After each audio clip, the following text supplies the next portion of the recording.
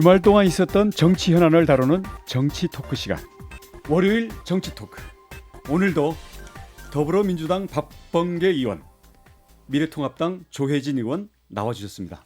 두 분 어서 오십시오. 네, 오랜만입니다. 반갑습니다. 반갑습니다. 또 여기서 만나 뵈니까 참 새롭습니다. 그리고 역시 정치인은 아무나 하는 게 아니에요. 왜요? 두 분들 오시면서 김현정 앵커 휴가 편치 않겠다고 휴가 끝나고 오면 책상이 없어질지 모른다고 지금 덕담을 주셨습니다. 참 그 마음처럼만 우리 정치판이 돌아가면 참 좋을 텐데요. 자, 지금 두 분이 몇 주째 똑같은 주제로 토론하고 계세요. 원구성 협상. 솔직히 이렇게 별다른 대화도 없고 진전도 없는 대치 상황. 두 분 느끼시기에도 참 답답하시겠어요? 네. 원래 원희룡 지사님이 이렇게 말씀이 느리신가요? 굉장히 느리십니다. 말씀. 지금 원구성 협상이 너무 느려져 가지고 참 국민 여러분께 참 송구하고 면목이 없습니다. 저는 적시에 내리는 가장 나쁜 의회의 결정이 시간을 아주 늦춰져 가지고 늦게 내리는 좋은 의회의 결정보다 낫다고 생각하는 그런 입장입니다. 그런 입장에서 정말로 오늘은 나머지 12개 상임위원장을 반드시 뽑아서 필요하다면 저희들이 책임을 지겠습니다. 그래서 표결이라도 해서 원구성을 바라는 국민의 여망에 반드시 부응해야 되겠습니다. 뭐 잘못 들으면 표결하는 게 대단한 무슨 양보인 것처럼 들리시는데요. 조혜진 의원님, 이 상황 어떻게 보십니까? 예, 어제 양당 원내 지도부하고 국회의장이 만나서 또 거의 마지막에 해당하는 협상을 하고 또 국회 공보수석이 발표한 거 보면은 상당한 의견 접근이 이루어졌다. 그리고 오늘 오전에 만나서 최종적인 타결을 할 거다라고 지금까지 만났던 여러 차례 가운데 가장 긍정적인 평가를 내놓아서 기대가 됩니다. 우리 원내대표도 주호영 원내대표도 협상안 내놓고 또 국회의장께서도 또 안을 내놓고 또 우리 당이 제기했던 국정조사안에 대해서도 일부는 또 여당에서 받아들인다는 또 움직임도 있는 것 같고 그래서 오늘은 합의 타결이 좀 됐으면 하고 기대하고 있습니다. 어제까지 보도된 내용으로 보면 논란의 핵심이 역시 법사위원장인 모양입니다. 그래서 이게 여당과 야당이 2년씩 돌아가면서 할 거냐 아니면 또 일단 민주당이 2년 먼저 하고 다음 대선에서 또 여당이 되는 당이 또 할 거냐 이렇게 해서 결국 이 여러 가지 선택지를 놓고 서로 안을 내고 주고받고 하는 건데요. 그렇다고 하는데요. 어느 쪽이 바람직하다고 보시나요? 각자의 입장을. 그래서 법사위는 이제 제가 속해 있는 상임위인데요. 법사위가 중요합니다. 과거의 경우를 보면 뭐 저희들이 야당일 때나 또 여당이 됐을 때나 법사위원장이 사실은 집권 여당의 또 정부의 방침에 회방을 마음만 먹으면 놀 수가 있는 그런 자리인 건 틀림이 없습니다. 근데 지금 여야 간을 놓고 보면 과연 그런 정도로 법사위원장이 결정적인 그런 또 자리냐 하면 또 그렇지 않습니다. 특히 집권을 위한 굉장히 유용한 수단인 것처럼 마치 이제 법사위원장을 잡질 못하면 집권을 못하는 것처럼 지금 과대 포장되어 있는데 실제로 뭐 제가 좋아하는 우리 박영선 법사위원장이 할 때가 저희들이 야당이었고 2012년도에 저희들이 정권을 잡지는 못했습니다. 또 거꾸로 권성동 법사위원장이 우리 통합당의 이제 법사위원장 할 때 2017년 선거에서 오히려 거꾸로 민주당이 승리를 했거든요. 뭐 문재인 대통령께 당선되지 않았습니까? 그런 측면에서 오늘 법사위원장의 이제 박병석 국회의장님이 제안한 집권당 2022년 대통령 선거에서 이기는 당이 법사위원장을 가져가자라는 그런 제안은 비교적 국정 안정을 위해서 즉 회방 놓는 것을 가장 최소화하기 위해서 저는 뭐 상당히 좋은 안이라고 보여지고 그것을 통합당 측에서 좀 받아들였으면 하는 그런 바람이고 뭐 아마도 국정조사의 일부를 수용하는 선에서 좀 타결이 되지 않을까 그런 기대를 해보고 지금 있습니다. 말씀을 들어보면 특히 그 민주당이 야당이고 뭐 할 때 법사위원장을 굳이 고집한 당은 다 정권을 잃었네요.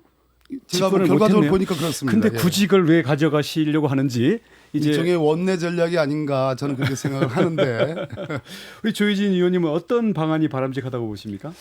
박병석 의장님은 결국은 그 법사위원장을 전반기든 후반기든 다 여당이 하게 하자는 거잖아요. 그거는 지금까지 관례를 완전히 이제 거꾸로 가는 거기 때문에 또 국회는 어쨌든 야당이 정부 여당을 견제할 수 있는 최소한의 기능을 가졌을 때만 국회가 살아있다라는 그런 상식하고 반대이기 때문에 뭐 어떻게든 원 구성을 마치고 국회를 정상화시키려고 하는 고육책 중에 고육책이긴 하지만 국민의 상식하고는 좀 거리가 있다는 생각이 들고 우리 조영훈 대표께서 제의하신 그 여야가 1년씩 아니면 2년씩 교대로 그 법사위원장을 맡는 것도 나름 이제 협상안으로 내놓긴 했지만 저는 그 야당이 먼저 한다면 우리 이제 미래통합당이 먼저 한다면 1년씩 하든 2년씩 하든 그건 의미가 있는데 협상안으로서 양보안으로서 해볼 수 있다고 생각하는데 여당이 먼저 하는 것 같으면 저는 의미가 없다고 봅니다. 왜냐하면 1년을 하든 2년을 하든 여당이 맡고 있는 그 기간 동안에 우리가 우려하는 우리 당이 우려하고 우리 당 지지자들이 우려하는 쟁점 법안들 다 처리 끝내버릴 거거든요. 그다음에 2년 차에 또는 후반기에 우리 당이 법사위원장 맡아도 쟁점 법안이 없을 겁니다. 그때는 우리가 뭐 이렇게 통제하거나 견제할 만한 법안이 없는 상황이 되어버릴 거기 때문에 그렇게 보면은 우리가 먼저 맡는 거라면 협상안으로서 의미가 있지만은 여당이 먼저 하는 거는 저는 뭐 큰 의미가 없다고 생각이 들고 다만 이제 그거는 별개로 이제 우리 원내대표는 그동안 할 만큼 했기 때문에 이제 지금 시점에서는 주호영 원내대표한테 우리 당 의원들이 협상의 전권을 위임하고 그래서 여당하고 국회의장과 만나서 어떤 결론을 내려오든 이제 받아들여야 될 시점이다. 예. 받아들여야 되겠다 그런 생각하고 있습니다. 타결이 되겠네요. 예, 오늘 오전에 뭐 협상이 이루어지고 또 박병석 의장은 오늘 본회의를 반드시 열겠다 하고 입장을 밝히셨으니까 이제 지켜봐야 될 것 같습니다. 자, 그다음 뜨거운 주제로 넘어가 보겠습니다. 여야가 이 국회 문을 여는 협상도 이렇게 험난합니다. 앞으로 첩첩산중인데요. 지난주에 공수처법, 공직자 비리 수사처죠. 이 공수처법 시행을 앞두고 문재인 대통령이 국회에 공수처장 후보 추천 요청을 공문으로 보냈어요. 한 언론에서는 이 상황을 두고 7월 공수처의 출범, 최대의 화약고다 이렇게 표현했는데요. 박범계 의원님, 화약고 맞습니까? 화약고죠. 화약고라는 것은 이제 피아가 있지 않으면 뭐 결코 그 불튀길 리가 없지 않겠습니까? 그런데 제가 아무리 봐도 이제 통합당의 과거 전례를 보면 통합당 전체의 의견과 또 통합당을 이렇게 리드하는 주요 의원들의 그것은 뭐 지도부가 어떻게 구성됐느냐와 관계없이 좀 다른 것 같습니다. 우리 원희룡 지사님은 전혀 검사 출신 티가 안 나잖아요. 네, 저는 탈검찰입니다. 예, 탈검찰 맞습니다. 그런데 통합당에는 지도부의 색깔이 어떠냐와 관계없이 확실히 이 법사위를 소속하고 있는 법사위를 장악하고 있는 검사 출신 의원님들의 그 어떤 주장은 지도부에서도 결코 그게 통제되지 않는 그런 경험들을 제가 많이 이제 겪었습니다. 유상범 의원이 뭐 검사장 출신이신데 이번 보니까 굉장히 센 발언들도 하시고 심지어 국민들의 압도적인 지지 속에 참 어렵게 통과된 작년 겨울에 12월에 어렵게 통과된 공수처법을 지금 위헌 소송을 지금 제기를 했습니다. 뿐더러 지금 공수처법에 의해서 당연히 7월 15일 날은 공수처가 출범을 하도록 되어 있습니다. 그러려면은 공수처 처장 추천위원회를 국회에 두도록 되어 있고 그런 차원에서 대통령께서 법을 지키라. 그런 차원의 국회의장께 그런 공문을 보냈고 국회의장은 여야 뭐 지금 아직 뭐 원구성도 안 됐기 때문에 좀 뭐 이르다고 얘기를 할 수 있겠지만 원구성이 오늘 되기만 한다면 바로 여야 원내대표를 소집을 해가지고 추천위원회를 구성해 줄 것을 당부를 드리고 그렇게 추천위원들을 이제 추천받아서 7월 15일까지는 말 그대로 6명의 동의를 받는 복수의 2사람의 후보자를 추천을 하도록 되어 있습니다. 그것은 당연한 건데 제가 보기에는 주영 원내대표님의 말씀이나 예를 들어서 야당이 완전히 추천하는 공수처장 또 유상범 의원님이 현재 통과된 공수처법에 대한 위헌 소송 이런 걸로 봐서는 전혀 공수처를 할 생각이 없다. 그렇다면 이건 화약고죠. 자, 우리 조혜진 의원님. 예. 지금 여당의 주장은 이런 것 같아요. 자, 7명의 그 추천위원 를 뽑아야 되는데 그중에 야당이 2명이니까 예. 2명이 반대하면 어차피 그 추천이 안 되지 않냐. 고로 구성 자체를 거부하지 말고 일단은 야당목 2명을 추천해서 절차는 진행시켜 놓고 그 내용을 보고 반대하든지 찬성하지 해야 되는 거 아니냐. 그렇게 해서 법정 기일 7월 15일은 지키는 게 이게 어떤 법을 지키는 게 아니냐. 이런 주장이거든요. 어떻게 생각하십니까? 저는 그 당시에 원외에 있었지만은 이 법은 심각하게 문제가 있다고 생각이 들었고 제가 21대 국회 들어가게 되면 또 우리 당이 원내 1당이나 과반수 의석을 확보하게 되면은 바로 이건 폐지 법안 아니면 개정 법안을 내놔야 된다고 생각을 했었습니다. 가능하면 개정되는 게 나은데 개정할 방법이 도무지 없다면은 폐지하는 것도 저는 생각해 봐야 된다고 생각할 정도로 그 통과되는 과정에서 절차상으로도 문제가 있었고 내용상으로도 헌법적으로 문제, 법률적으로 문제, 그리고 정치적으로도 우리가 더 개혁해야 될 대통령 권력을 제왕적 권력을 더 강화시키는 그런 민주주의를 후퇴시키는 문제도 있었기 때문에 이 법은 반드시 손을 보고 출범을 시키든지 해야 된다고 생각이 들었고 우리 유상범 의원이 헌법 소원을 제기한 것도 그런 취지가 아닌가 생각이 들고 우리 당 의원들은 아마 이 문제를 가지고 아직 원구성 협상 때문에 본격적으로 토론을 못 해봤지만은 다수가 똑같은 문제의식을 가지고 있지 않은가 그런 생각이 들어서 이 공수처를 정말 이 검찰 개혁에 기여하고 민주주의에 기여하는 그런 이 제도가 되려고 한다면은 독소 조항을 빨리 빼내는 여야 협상부터 해서 개정해서 바로 잡아서 하자 없는 공수처를 만들어서 출범시키는 게 맞다고 생각합니다. 지금 이거 위원 추천 문제가 아니라 이 법 자체가 잘못해서 폐기해야 된다. 원희룡 지사님이 왜 탈검찰을 여기서 이 김현정의 뉴스쇼라는 전 국민이 애청하는 이 좋은 프로그램에서 왜 그런 말씀을 했을까요? 큰 뜻이 있는 분들은 나라를 놓고 볼 때 검찰이 지난 몇십 년 동안 국민들로부터 사랑받지 못했다. 아니, 사랑받지 못하는 차원이 아니라 검찰 파쇼라는 불명예스러운 딱지까지 일부 들었다. 그런 점에서 검찰 개혁은 지난 역대 선거에서 언제나 여야를 불문하고 모든 대선 후보들의 공약이었습니다. 이회창 후보부터 시작해가지고 최근에 박근혜 후보 또 홍준표 후보까지 그런 측면에서 검찰을 통제하고 검찰을 견제하고 그럼으로써 권력기관 간에 국민을 위한 어떤 권력기관으로 거듭나야 된다라는 그런 국민적 요구는 이미 공감대가 되어 있습니다. 그런 차원에서 작년에 저희들이 여러 가지 절차적인 참 어려움을 무릅쓰고 패스트트랙을 통해서 법에 의해서 공수처법을 통과시켰습니다. 그것은 검찰이라는 기소 독점주의, 기소 편의주의, 이 무소불위의 어떤 검찰권을 행사하는 것에 대해서 일종의 작은 부분이라도 공수처를 통해서 서로 견제와 균형을 통해서 국민을 위한 권력기관으로 거듭나라는 그런 요구거든요. 그런데 지금 보니까 우리 제가 좋아하는 존경하는 조혜진 의원님조차 법 새로 만들어야 된다. 절차도 잘못돼 있고 내용도 잘못돼 있다. 이렇게 나온다면 공수처의 완전 무시, 완전 부정. 지난 국회에서 했던 절차 국민들의 80%에 가까운 그 지지는 완전히 배관시하는 것인데 이렇게 되자면 정말 한번 해보자는 말씀 밖에는 제가 보기에는 달리 해석할 방법이 없습니다. 네, 한번 해보십시다. 좋은 공수처를 한번 만들어 보십시다.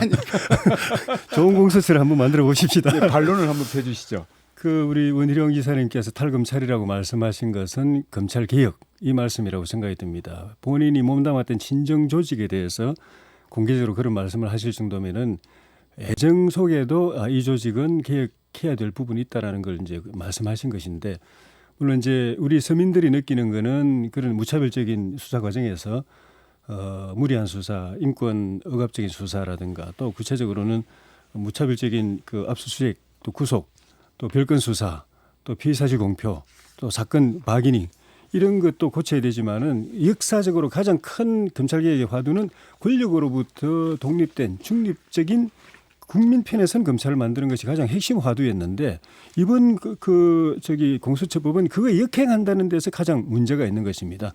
대통령 심하게 말하면 대통령의 하수인 역할을 하는 걸 하나 검찰도 모자라서 공수처장까지 하나 더 만든다는 그래서 역대 최고의 제왕적 대통령을 탄생시킬지도 모르는 공수처법이라는 점에서 문제가 있는 것이고 내용적으로도 보면은 그 불법적인 사보임을 통해서 그 법을 강행 처리했다든지 또 처음에 패스트트랙 올릴 때 법안 내용하고 나중에 통과시킬 때 법안 내용이 다르다든지 또 검찰은 그래도 헌법에 관련 규정이 있습니다. 검찰총장에 관한 규정이 있고 검사에 관한 규정이 있는데 그것도 없는 법으로 만들어진 그 공수처가 그 검찰보다 더 위에 있는 이런 헌법 체계상의 문제라든지 여러 가지 문제가 있기 때문에 이걸 바로 잡지 않으면은 이거는 개혁이 아니라 개악이다라는 데 대해서 그 같이 논의하고 바로 잡고 헌법 소원이 그 헌법 심판이 나오기 전에 법에서 국회에서 먼저 이걸 바로 잡아야 제대로 된 검찰 개혁하는 또 정치 개혁하는 공수처법이 될 수 있다고 생각합니다. 이게 권력의 하수인이 될 수가 없는 게 이제 오늘 원구성을 한다고 칩시다. 이제 7월 15일이 되면은 공수처가 출범해야 되는데 제가 예상합니다. 우리 문재인 대통령께는 참 죄송스러운 말씀이고 더더군다나 공수처를 지지하는 저희 많은 국민들에게는 참 죄송스러운 말씀인데 7월 15일에 우리 통합당이 법사위에서 찬성해 주지 않으면 법사위원장이 저희 민주당 소속의 윤호중 의원님이라 하더라도 결코 이거 공수처 출범할 수 없습니다. 왜 그러냐 하면은 7명 중에 지금 2분이 지금 통합당이 지금 추천위원을 가져가는데 그중에 한 분만이라도 반대를 하면은 지금 안 되는 거거든요. 2분 반대하면 안 되는 거거든요. 그런 측면에서 추천 자체가 이루어질 수 없다. 또 하나 매우 중요한 건데 공수처장을 인사청문을 하도록 되어 있습니다. 근데 인사청문 규정을 저희들이 너무나 작년에 바빴기 때문에 그것을 정비를 하지 못했고 새로 이제 21대 국회가 출범하면서 새로 법안을 발의를 했는데 그 법안을 지금 보십시오. 원구성도 지금 한 달째 끌고 있지 않습니까?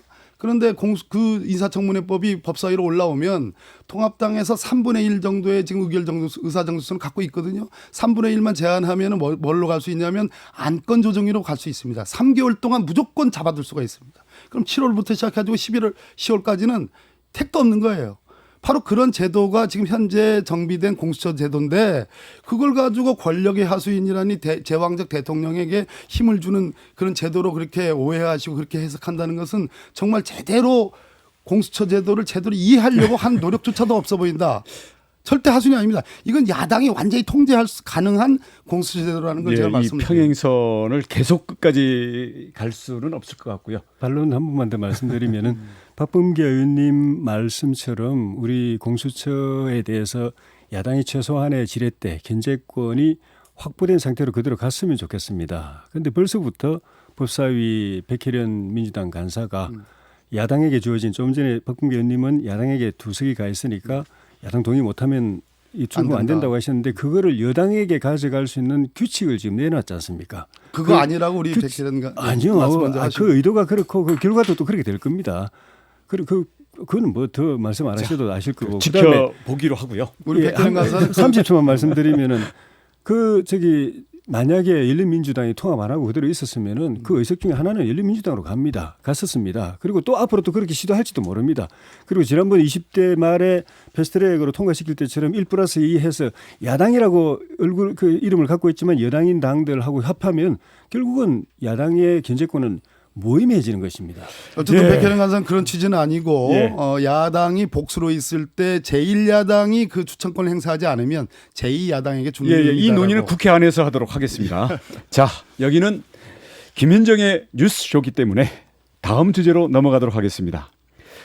지금 원구성도 원구성이고 공수처도 그런데요. 통합당 내부가 시끌시끌합니다. 김종인 비대위원장이 쏘아올린 백종원 논란. 저는 삼행시로 100명을 갖다 대도 종국엔 원희룡이다. 누가 그렇게 해주더라고요. 조심해서 선거법이 만듭니다. 그런가요? 며칠째 이어지고 있죠. 이 조혜진 의원님께서는 상황이 왜 이렇게 커졌다고 보십니까? 한편 다행스러운 일일 수도 있겠지만은 그 20대 국회에서 저희가 패하고 난 뒤에 비대위 출범하고 나서 우리 당 대표의 발언에 대한 언론의 주목도, 여론의 주목도가 상당히 높아졌다 하는 점에서는 다행스럽고, 거기다 이제 노이즈 마케팅이다. 의도하든 안 했든 마케팅은 되고 있습니다.